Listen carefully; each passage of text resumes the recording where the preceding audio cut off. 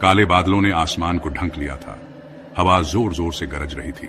बारिश कोड़ों की तरह जहाज पर बरस रही थी। ऊंची और गुस्सैल लहरें जहाज को खिलौने की तरह उछाल रही थी। जहाज चरमरा रहा था और कराह रहा था, जैसे लकड़ी टूटने की आवाज आ रही हो। डर, ठंड और नमी ने सबसे अनुभवी नाविकों के दिलों को भी जकड़ लिया था। ये कोई आम तूफान नहीं था, ये समुद्र का कहर था। भीगे और थके हुए चालक दल के लोग जहाज के रस्सों को नियंत्रित करने के लिए संघर्ष कर रहे थे। हर आदमी जान बचाने की कोशिश में लगा हुआ था। बिजली की चमक से उनके चेहरों पर डर और दृढ़ संकल्प साफ दिखाई दे रहा था। कप्तान, जो अनगिनत यात्राओं का अनुभवी था, आदेश दे रहा था।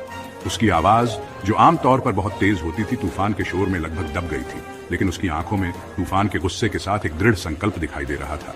वे इस तूफान से बच निकलेंगे या लड़ते हुए अपनी जान दे देंगे। गहराई से एक विशाल लहर पहले से कहीं ज्यादा ऊंची उठी और फिर उन्होंने उसे देखा। लहर की छोटी से एक आकृति विशाल और सांप जैसी निकली। यह एक बहुत बड़ा सांप था, जिसके शल्क बिजली की चमक में काले पत्थर की तरह चमक रहे थे। उसकी आंखें एक भयानक चमक के साथ भूख से जहाज पर टिकी हुई थी। चालक दल दहशत में आ गया। यह कोई आम तूफान नहीं था। उनका सामना गहरे समुद्र के एक दैत्य से था। सांप ने एक बहरा कर देने वाली दहाड़ के साथ हमला किया।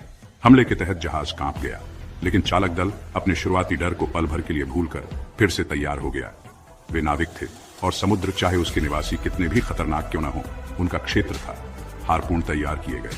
तोपें, जो भी गोले मिल सकते थे, उनसे लोड की गई। उनका निशाना लगाया गया। लड़ाई शुरू हो गई थी। तूफान और राक्षसी सांप दोनों के खिलाफ एक बेताब संघर्ष। हर आदमी जानता था कि दांव पर क्या लगा है।